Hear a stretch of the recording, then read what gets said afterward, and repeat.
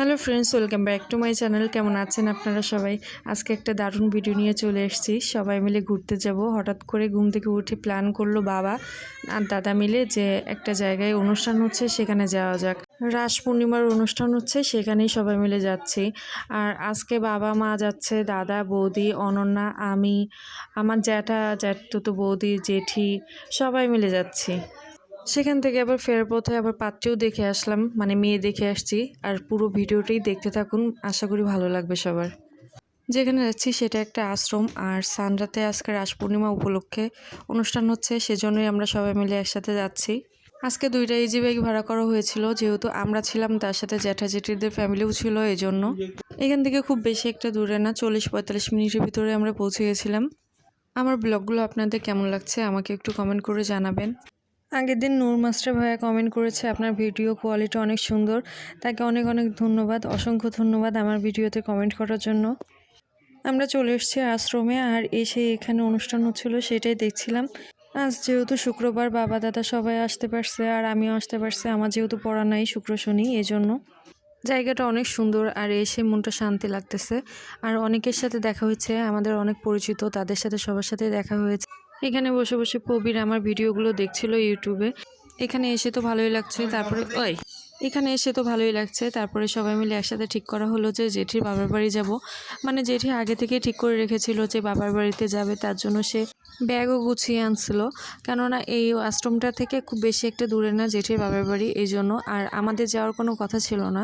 তারপরে সবাই মিলে ঠিক করলো যে না যাই, ওখানে একটা মেয়ে আছে ছোট বৌদির এক ভাইয়ের জন্য, তাকে দেখতে যাবে আর আমাদেরকেও নিয়ে যাবে সাথে। জায়গাটা আসলেই অনেক সুন্দর, এখানে অনেক শান্ত পরিবেশ ছিল।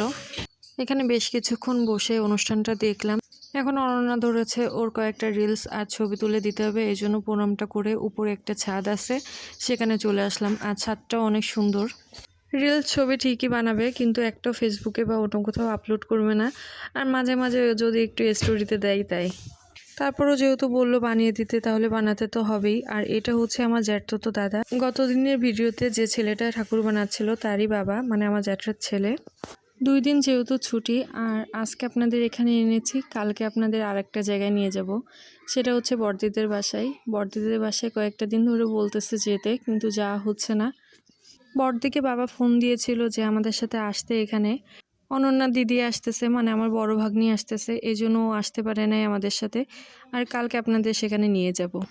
এখানে দাঁড়িয়ে আমরা 3জন একটু ভিডিও করে নিলাম। আর এটা হচ্ছে প্রবীর। এখানে আসার জন্য যেহেতু আগে কোনো প্ল্যান ছিল না, সকালবেলায় প্রোগ্রামটা করা হয়েছে, সেজন্য আমি ভিডিও আপলোড করতে পারি নাই। কিন্তু আমি যেহেতু ভাবছি যে প্রত্যেক দিনই ভিডিও দিব, তাই এখানে বসে এডিট করে আপলোডটা করে দিলাম।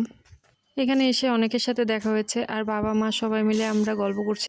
বাইরে থাকলেও আপনাদের জন্য ভিডিও আপলোড করার চেষ্টা করতেছি। আপনারা একটু আমাকে সাপোর্ট দিবেন যাতে আমি এগিয়ে যেতে পারি।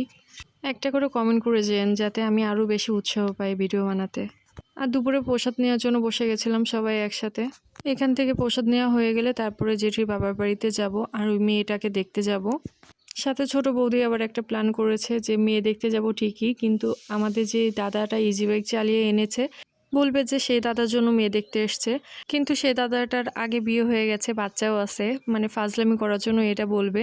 আশ্রম থেকে বেরিয়ে পড়েছি, এবার সোজা জেঠির বাবার বাড়িতে যাব আর মেয়েটাকে দেখতে যাব। আর আমরা অলরেডি চলে এসেছি এখানে। আমি কয়েক বছর আগে বাপ্পাকে নিয়ে এসেছিলাম 10-15 মিনিটের জন্য, আবার এসে চলে গেছিলাম, কিন্তু বৌদি কখনো আসে নাই এখানে, এটাই হচ্ছে প্রথমবার।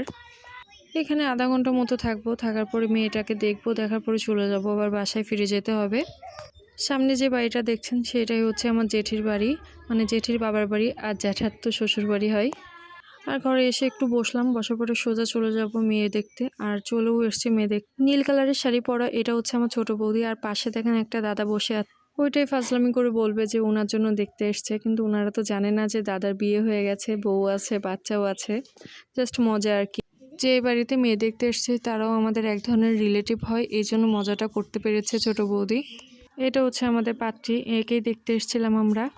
সবাই মিলে বেশ মজা হয়েছে। আসলে অনেকটা দিন পরে সবাই একসাথে বেরিয়েছি, তো এই জন্য অনেকটা মজা হয়েছে। তেমন কোথাও যাওয়া হয় না, এই জন্য আরও বেশি ভালো লাগতেছে যে সবাই মিলে একসাথে বেরিয়েছি, এটাই অনেক মজার। মেয়ে তো দেখা হয়ে গেছে, আবার চলে এসেছি জেঠির বাবার বাড়িতে। আর এখানে এসে আবার বলছে যে একটু নাস্তা করতে হবে, আজকে থেকে যেতে হবে, কিন্তু থাকা তো সম্ভব না, তাই একটু কিছু নাস্তা করে বেরিয়ে যাব। আর এটা হচ্ছে আমার জেঠি। চা, বিস্কুট, মিষ্টি, ভাজা সব কিছুর আয়োজন করেছিল অল্প একটু সময়ের ভিতরে। এখানে এসেও বেশ ভালো লাগলো। আপনাদের এই ব্লগটি কেমন লাগলো আমাকে কমেন্ট করে জানাবেন। আর যদি ভালো লাগে তাহলে একটা লাইক করে দেবেন।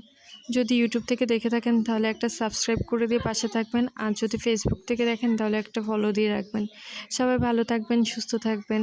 আবার কালকে চলে আসবো নতুন আরও একটা ব্লগ নিয়ে। আজকের মতো টাটা।